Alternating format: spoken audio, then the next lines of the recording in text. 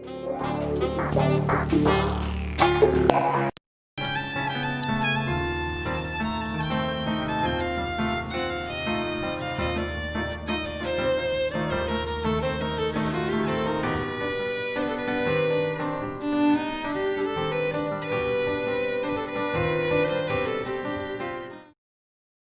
you guys so much for doing this. I really do appreciate it. I've watched the show twice. One last week. I love it. And I went back and looked through everybody's discography. There's no document of just a duo out there, is there? Is this like it? This is. Well, we've done a bunch of performances, but. Right, but I mean like something I can go and watch, a record of it. Yeah, Wow. it may. Yeah, I mean we did a couple. I think we did 4 sets at SF Jazz. Yes, so we have the only record of the performances. That's pretty amazing to me. And I guess what I've learned from having a daughter is, and watching all these superhero movies that I have to watch, is that the universe loves an origin story. So can we just start with how you guys? I know on record it seems to go back as far as 2004, right? Is that when Shalagaster came out? Yeah. How'd you guys connect? How'd you hook up and get this chemistry going? Well, for me, Myra is a major part of my origin story as me. Oh. You know, when I was still living in California, going to UC Berkeley and playing a lot in clubs around the Bay Area, you know, at first I was just taking any gig I could, playing on a lot of hot swing bands and just being a gigging musician. And then I, you know, slowly started getting into more creative music, and I shouldn't say creative music, that's pejorative, but music that I was writing and that my contemporaries were writing. And that led me to some musicians sort of in the maybe periphery of Myra's music, or Myra had influenced us. And so I started really listening a lot to Myra's albums. And so she was, you know, a big influence on me before we ever met. And then I moved to New York in 1999 and really moved in order to hear, maybe meet, maybe even possibly play with some of these people that I was listening to on albums. Mm-hmm. It was really a move to just learn more about music and, you know, hear more live. Jazz musicians, every night is so different. If you can go and be in the room with them, you just learn so much. So I went and on my short list of people I really wanted to hear was Myra, and I had heard you a couple times before we ever met, just as a fan. And then I think I called you about doing one of my very first gigs in New York, which was a duo. This was before we put together Shalagaster, which is I think a quintet album, right? I think that's quintet.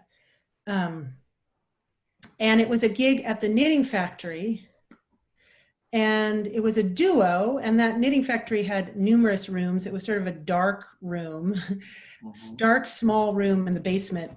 And I wrote music really meditating on your music, Myra, and thinking about, you know, trying to channel your voice in my head. And so we did that as a duo, and it was super inspiring for me, especially as a very, very new to New York. And I think there was energy in there. I mean, I would say a lot of what in addition to actual music and musical ideas, a lot of what I've learned from you, Myra, do I just say you? Learned from you is energy, work, and you know, just an intention of giving to the audience and giving to the other musicians, and in a duo that's really in distinct relief, you know, where you really hear and feel the other person's energy, and your combined energy is what you're giving the audience. And I remember that first time we played, there was so much energy created together.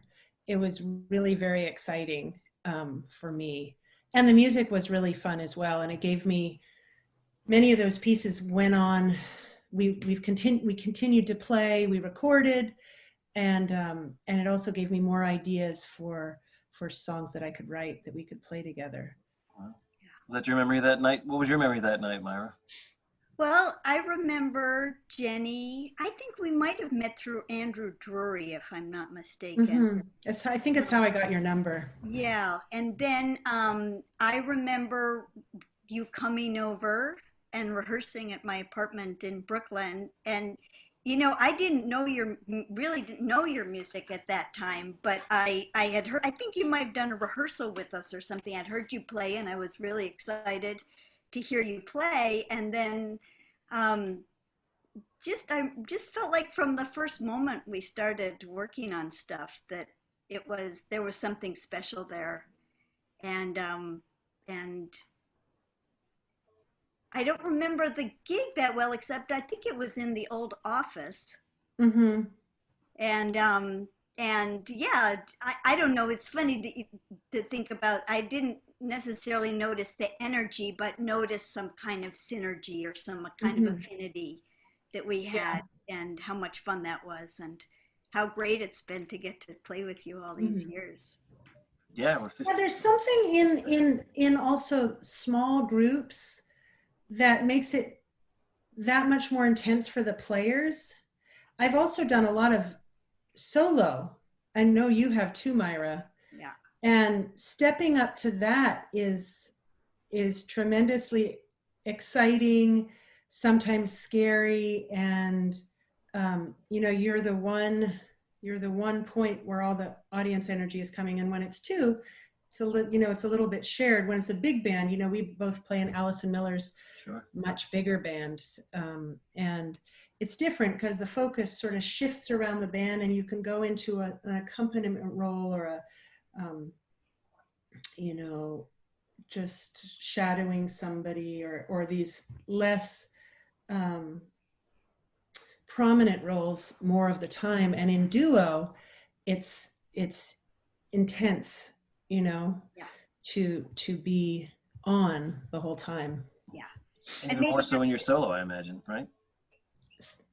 And solo is, yeah, And you solo don't with even, violin. I did a lot of touring solo, and I was singing and playing, Mhm. and also just some solo playing, and that was intense. Yeah. but it's intense too.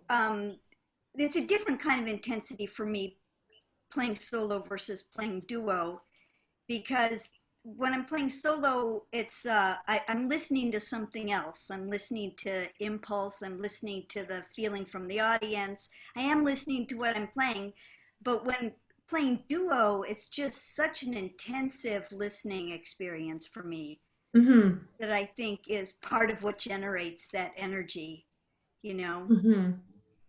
So I'm curious for I like, remember, oh, go ahead. I'm sorry, I please. remember seeing two colleagues of ours, Avon and Jessica, Hmm. um, play together, and this was voice and viola. And they did this totally transfixing concert that was almost all unison. Wow. They Wow. and the songs were long, and they had a lot of long notes in them. And they just, you know, they defined the type of attention that you would need very early on. And once you were there, everybody settled down, and it was super transformative. Mm. And sometimes I feel in a duo, you know, after the first piece or so, people relax and they realize that this is the spectrum of sound. And within that, it's really enormous. I mean, especially it truly is with piano. But Mhm. even if it's a small instrument with a small range, you know, you sort of adjust to it, and the highs are the highs and the lows are the lows, and the you know, the dynamics and flow of the music can be as dramatic as it is in any kind of orchestra, or, you know, you sort of, it's a bit of a sleight of playing. Yeah. So I'm curious, what's for a duo gig like the one that we're going to show? What's the game plan when you go out before you go out on the stage? Like, what is, and what I guess what I mean is it's watching you two. I know that you're both composers and you're both improvisers, and it's difficult for me to tell where one picks up and one stops and what's happening in that. It just seems much as much a conversation as it seems like oh, this piece was written, now they're improvising. And I just wonder how much of it's actually mapped out before you go on stage, or if any of it, or if all of it, or what it looks like before you actually come I out. mean, one thing I do like about playing with you, Myra, is that we do talk about it. Yeah. And we do come up with a set list. Yeah. Which is more communication beforehand than some bands have. You don't shut down when I give you suggestions, and you do the same with me. You know, Yeah. we can kind of talk about it without getting too without it shutting down our creative impulses. Yeah. And I like that. Within each tune, you know, there's stuff written. They're not very lengthy charts, you know. Some of them are a couple parts written, and then a plan, like an arrangement where we'll play it together, then maybe we'll shift parts, and then one person will improvise while the other person does one part. There's always the option for intros and outros that get extended a little bit. But yeah, I know, I mean, we both think about the larger shape of the show, in terms of variety, in terms of giving us the chance to really explore and have an adventure, but also have the satisfaction of nailing some stuff. We often put in this, you know, a tune that is difficult just to put ourselves on the spot a little bit, make it a little scary. You know, we've both done a lot of concerts in our life, so it's good to kick ourselves in the butt a little bit. Sure, that makes sense. Challenge yourself. What was I gonna, let's see. You both have been leaders, and you've both been side people in other people's bands. What's the difference in perspective from that? And then in a duo that's more co-led, how is it more like being a leader with another person, or is it more similar to being a side person? Well, maybe I can say, you know, we pretty much play Jenny's music, but I don't feel like a side person in this band. Yeah, you know, I doesn't sound really, like one first either. of all, I have there's a lot of space that I can fill in different ways. But also I feel like because it's just the two of us, I feel like I have a lot of space to figure out how to play my part. And that can take a lot of different directions and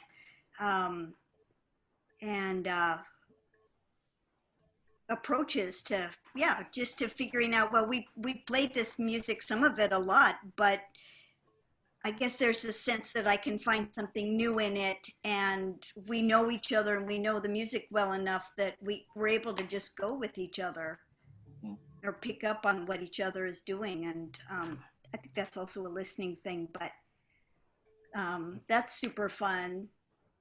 Yeah, I guess that's the main thing I would say, you know, that it's not exactly like being a side person, even though you know, I'm playing your music. You know, I notice that I feel really different as a leader in different contexts. And I had a really early memory of having, like, one of my first boyfriends tried to teach me how to drive. And I got in the driver's seat, and he started like everything. He was like cutting me off and scolding me for doing the wrong thing, and I just got super tense and I couldn't do anything. And then I was like, enough of this. I'm not, no. Anyway, it's around certain people, just the energy, I'm like certain that I'm going to do something wrong, or I'm going to offend them, and I can't say the right thing. And then that affects my vibe with the audience. You know, like I don't feel free to, you know, be spontaneous, or, you know, just feel empowered, basically. And as I get older, I'm like tired of that. You know, it still happens. I'm middle-aged, you know, and I still sometimes have that feeling that I did when I was, you know, 16, with this big dude next to me where I feel like I can't do anything and everything's going to be wrong and he's going to scold me. And I don't want to be around that anymore. I really want to be with people that empower each other, where you can say a dumb pun and just, just offer it up, just let it flow and be spontaneous musically as well as, I don't know, verbally and just in the hang. And so Myra is definitely one of the people who reminded me of that, or made that clear for me, because I feel really free and happy and like I'm giving a positive thing when we're on the stage together. I feel like we've prepared in a way that's super comfortable, and we're supporting each other, and it's empowering, which is really great. And so that's one thing. Mm-hmm. I know that both of you were here with Allison Miller 2 years ago. With I think Boom Tick Boom played the festival, and the sense of joy was one of the things that I remember from that show. Just like I was, but I was having so much fun in the audience. It was like, man, they're having more fun than I am up there. They're having such a blast. That seemed like a really great interchange of energy on the stage. That's the notable thing that I remember about it. It's pretty funny. I know everybody hates categories, like calling your music something. But I looked at this website, All Music, just looking at discographies. And by Myra, it said jazz. And by Jenny, it said pop, rock, country, folk, jazz, classical. Jesus. I have indigestion already. Yeah, I was like, wow, that's quite a category there. 2 slashes. It's pop/rock, comma, country/folk, comma, jazz, comma, classical. So that's a lot of punctuation in what you do. I thought that was kind of hilarious. But you both seem to play music that isn't easily shoved into categories. And I guess that's not intentional. That's the way music generally is. I think it's something we do to ourselves, just shove music in categories, right? So it's not a conscious effort to be uncategorizable, I imagine. Well, I don't know. I mean, the reason I have all that description is that I put out a couple albums that I sing on that have, about 4 chords in each of them. Right. And there's guitar players that strum in relatively easy positions, and they have choruses and verses. Mm-hmm. I really come out of a American folk and popular music background. I include jazz in that, really. Yeah. And I love experimentation, and I love bringing people on adventures. And for my own growth and development, I really like being challenged and being in situations where I'm not sure what's happening and I have to figure it out, or I have to learn something. In terms of what I think is important to give to an audience, that's not a priority for me. That's more of my own learning. I think what I really want to give is something that is uplifting and bonding, and is social activism in some way, and to as many people as possible. I mean, I'm not a super popular musician, but I try to reach out, and I think in some ways those albums where I sing, I mean, I grew up singing, I love singing, I got obsessed with it for a while, and that turned into a couple albums, and I have more of that in me, which I'll probably do at some point. Mm-hmm. And that opened up a whole world of different types of tours and different types of artists that I could play with and learn from. But that also was me needing to connect with a different part of our society, or wanting to, that's a different audience. There were more women in the audience. There were more young people in the audience. And I was just craving that.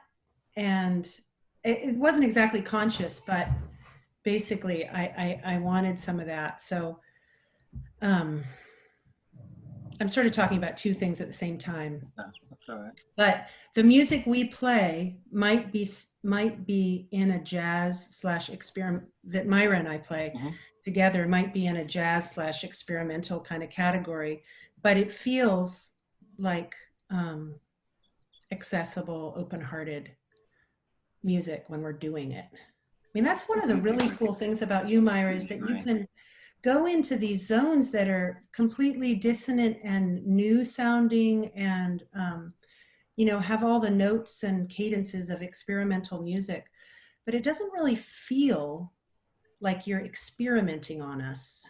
It feels like you're just opening up your heart. And I mean, it's super special to be able to have both of that, where, your mind, your ability to abstract is lifted off, but also the ability to feel and just be like, raise the hairs on your arms, all of that. It's a very big experience. That is a great way to put that. I just wanted to add that I think, even though it's funny that I would be considered jazz sometimes to me, because I don't really think of myself as a jazz musician, although certainly I come out of the jazz tradition and that's been very important to me. But I think for me, it's really, I mean, I grew up in a household where there was a lot of folk music and country music and gospel and R&B and classical music. And so I also have, I think, a wide variety of musics that inspire me and have, um, that make me feel good, and that I like to play with and for people. And there's an aspect of Jenny's music that I don't think really comes out so much in my own writing, but it is connecting to that, some of those roots of what I grew up with that I enjoy so much. That I think that happens a little bit with Allison too, but even more so with you, this kind of the American roots of my music, the traditional, the folk music. And I love connecting with that. Super Right. fun. Yeah. We had the vocal album. My younger daughter, was absolutely obsessed with that song, "Newspaper Angels." She loved it. It was the saddest. It's one of the saddest songs I've ever heard in my. Just one of the saddest sounding songs, and one of the saddest songs. And happy-go-lucky kid, but she would sit there mesmerized, and we would listen to it 4 times on the way to school. And that's at like 8 in the morning, having heard "Newspaper Angels" 4 times. She'd walk into school, and I was like, I got to run home and listen to something upbeat before I go to work. But an amazing song. Played on the guitar. We used to sing it all the time. So. Let's see. Both of you play with so many people, and each played with one of my superheroes. So I just wanted to be like a fanboy and ask a question. One person of each of you. And Myra, I read that you studied with Jackie Byard. Is that true? Yeah. Can you tell me a Jackie Byard story? I love that guy's music so much, and there's just not much about him out in the world other than the records. He just, I get such a sense of joy, and that idea of being rooted and respecting the tradition, and also doing away with it and moving forward. It's everything to me. So I was curious what kind of person he was. Well, he was a lovely man, super friendly, very warm. I kind of just called him up out of the blue when I moved to New York and said that I would love to study with him, and he invited me out to his house in Queens. And, he's just one of those people that didn't matter how much I was struggling with something or didn't play it very well yet. He was always very, very positive. It always gave me the feeling that I could do it. And then at one point, I was at some concert at Greenwich House where I was playing and he was also playing, 2 different, sets completely. But and at that point I was doing a lot of experimenting, which was very different than what I was working on with him in my lessons. And he was so enthusiastic and positive about it. And I don't know, he just, I mean, I was drawn to his music just for the same reasons that you say, because he could play totally in the pocket, in the tradition. And then, I mean, hearing him play like, 10 courses on So Long Eric with Charles Mingus, and every single one raises the roof a little bit higher. And then to hear him play this completely experimental kind of avant-garde classical solo on meditations and integration, he had it all. And yeah, just a super warm, friendly, positive man. And you hear that stride that he had down so cool would go into some way left of center feel. Yeah, his music just delights me. Yeah. And then Jenny, I know you worked with Hal Wilner a lot, and he just seemed to be, his passing was such a terrible thing recently, but he just seemed like one of the great minds. And for someone in my life that doesn't actually play an instrument well enough to to go out and be a musician, he seemed to have created the world's greatest gig for himself in terms of just being able to put all these things together and be so brilliant. I was wondering what he was like to work with. Well, I really loved him. And it was devastating to hear that he died. I mean, he was the center of a enormous community of musicians, and he made just amazing projects happen, and was very, very, personally connected to everyone he played with. He was like a best friend to everybody. He could be pretty infuriating to work with, or exasperating, I should say, because his process was sort of like very impulsive and spontaneous. He'd get an idea and start immediately working on it, and so he'd call you, and then you wouldn't know if it was going to be happening or when. And it was, I don't know where the organization was that made it come together. It was like, and it was like that for everyone. I mean, most everything did happen. He somehow, he was tremendously prolific and productive person. But he also was, I said he was like friends with everyone. I remember I did a lot of work with him and Lou Reed. Oh, wow. And, they would stop a session and like go, I think I wrote about this in sort of a collective article that we all wrote, but we were at some really super expensive studio in Manhattan, and I was leading a string section.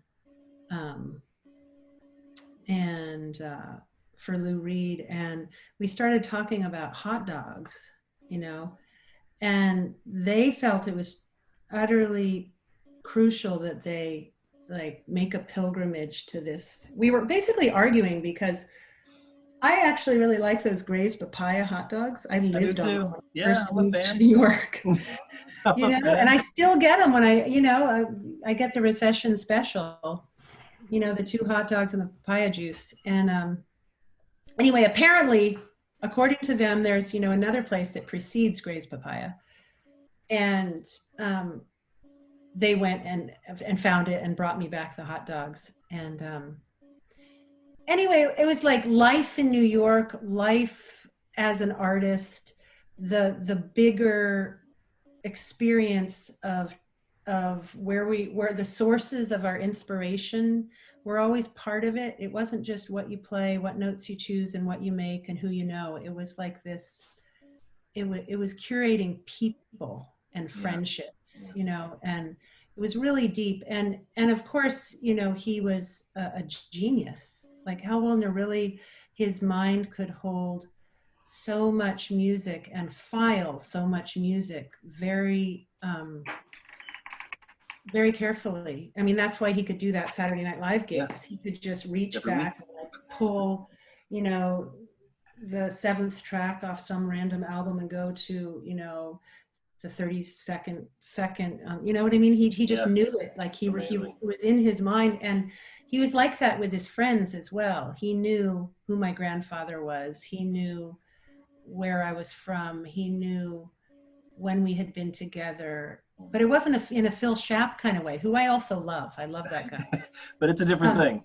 We've all got the Phil Schaap story of getting in the car. It was like this churning, creative person that was just, I'm so sad. The song, for some reason, the song that I keep playing and keep kind of crying about him, and I don't know if it'll ever disassociate with him, is that NRBQ song, Magnet.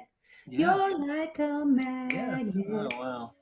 I'm like a piece of wood. That whole song. And I think I'm going to have to ask Bill Frisell. I think he used to play that after one of the shows we did. It must be something specific, but it's like totally joyous, that song. Yes. Yeah, he's I knew I loved him, and when he died, we all realized how much we really, really, really loved him and missed him. It was a really hard one. Well, sorry to bring it up. I guess I wanted, No, it's okay. I'll wanted to talk pay about tribute it all to him. day. I thought the guy was a genius. You know, I bought Yeah. that Armachord Nino Rota record. Actually, was the first one that I bought because I loved the cover so much when I was a Uh-huh. kid. And Jackie Byard was on it, just coincidentally. Like he plays those fantasies, and it just seemed like the weirdest record when I bought it. And it's still Uh-huh. weird and beautiful and wonderful, like the best of the stuff that you get from him. So. Well, I've taken up enough of your time. I just want to say thank you so much for taking half an hour out of your day to call me at 7:30 Pacific time. I will remember to ask this question next time. And I'm really excited to show the performance. Yeah. I really appreciate you. I'm so glad you thought to contact Myra and get Myra I'm involved. so glad you were on, Myra. It's so Myra. good to see you. Absolutely. Yeah, it's really good to see you too. All right. Well, take care, and we'll talk.